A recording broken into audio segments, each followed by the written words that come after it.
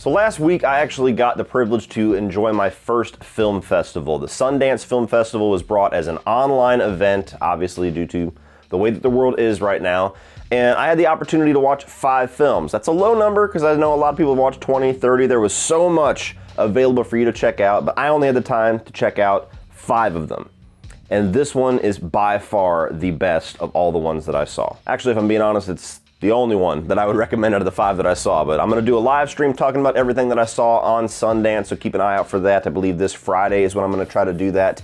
8 for Silver is not only the best film that I saw at Sundance, it's one of the best werewolf movies that I have seen in years. The film's a period piece, takes place in the 19th century. It basically tells the story of this man who I assume is rich. He has this plantation, and there is a group of gypsies out on his land that has a legitimate claim to some of his land, and rather than work it out peacefully, he slaughters all of them. However, on her way out of this world, one gypsy curses this land, which leads to a series of events, and werewolves begin to prey the lands, taking revenge on everybody that slaughtered these gypsies. So kicking off the positives for 8 for Silver, that premise is badass. Not only is it the fact that, I'm excited as a werewolf fan, as a monster movie fan, that we actually have a new legitimate werewolf movie coming out. I'm not sure when this movie will come out, but it's coming.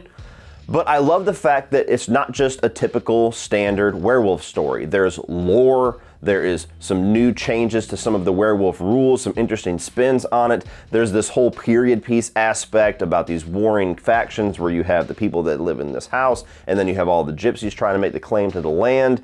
The way that it shows the brutality of that era and how things were normally dealt with because there wasn't a whole lot of law around to tell you can't do that.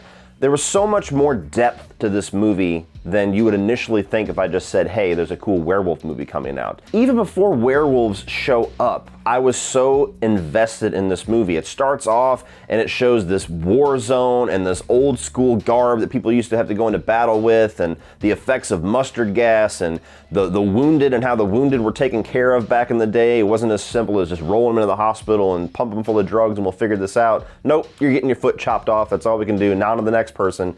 There was so much just in the opening minutes of the movie where I'm like, wow, even if this was not a monster movie, I'm totally invested in how dark and how serious and how gripping they are making this story already right out of the gate. But speaking specifically on the werewolf stuff, I loved what they did here. I'm a big fan of vampire and werewolf movies that try to do something different. You always have to stick to those rules to a certain extent. There has to be a certain amount of familiarity for those of us that are fans so that we know exactly what we're watching and it fits in with this subgenre that we love very easily. But when you get a movie like this that's creative and has the balls enough to do something wildly different with those rules and do something that we haven't seen before, showing a different origin of the lycanthropy, showing how the transformation scenes come along, showing how to defeat the werewolf, if there even is a way to defeat the werewolf, and all of the answers to those questions that this movie gave me, I loved. Boyd Holbrook pretty much plays your lead in this movie, and I really enjoyed him as well. Now, he's somebody that I loved in Logan,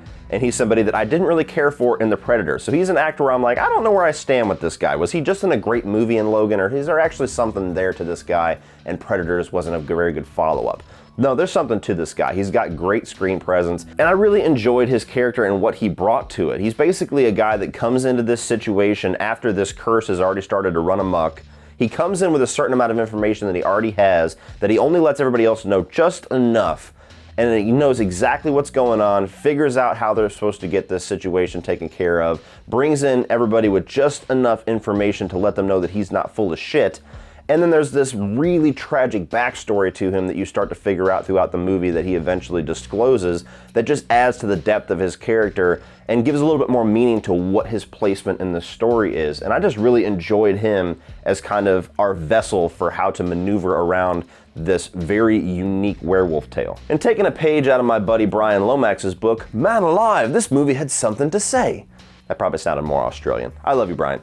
This movie did have something beneath the surface for me. And I'm not necessarily somebody that I require that in a viewing experience, but when a movie sneaks something in that I can take away like a doggy bag and say, you know what, not only was that a cool werewolf movie, but it has a really interesting message there, I really enjoy that. And this is a movie that really does, it's a bit on the nose, talk about the beasts within men. when you're introduced to this family and this patriarch and this guy who wants all of this land to be his and doesn't want to deal with these fucking gypsies, and the way that he decides to deal with it, and even the way that the movie shoots the scene when these gypsies are being slaughtered. It's not like a big action-centric scene with a bunch of cuts, and it's just literally a zoomed out overhead shot of this area of land that they stay in while all these people come in and just start shooting and cutting and gutting people, and you just have to sit there and watch the carnage unfold like a bird's eye. And that stylistic choice by the director really just kind of enhances the brutality of this whole thing. It doesn't really glamorize it. It doesn't make it like this cool kind of demented kickoff to this horror film. It puts you in a place where you're almost uncomfortable being the unwilling witness to this carnage.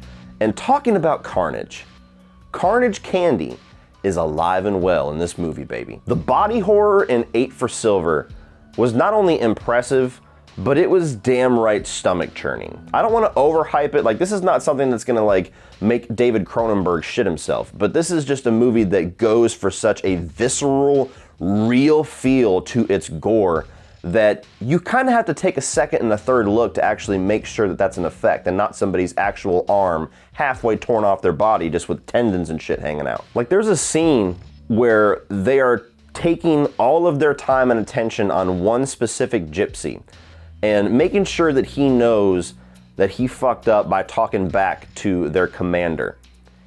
That is one of the most disturbing and gory scenes that I have seen in a long time, to the point where I've seen entrails being ripped out, I've seen decapitations, I've seen gore aplenty. I'm a horror fan, I live and breathe that shit. But the sequence in this movie that I'm talking about was just so real and so paced in a certain way where you almost didn't even have warning for it, that when it happened I was like, oh my God. Oh, it's still going on. Oh! Really the only negative that I could say with this movie, and it is a small negative, is that there's something that happens in the end to resolve the whole situation that I needed a little bit more explanation on. I needed a little bit more of this movie's logic on how that works. It's basically just presented as, hey, we've been doing our own shit all along. This is part of that, so just go with it, which is fine. I did go with it. I did go along and say, okay, I guess that's how that works. That's fine.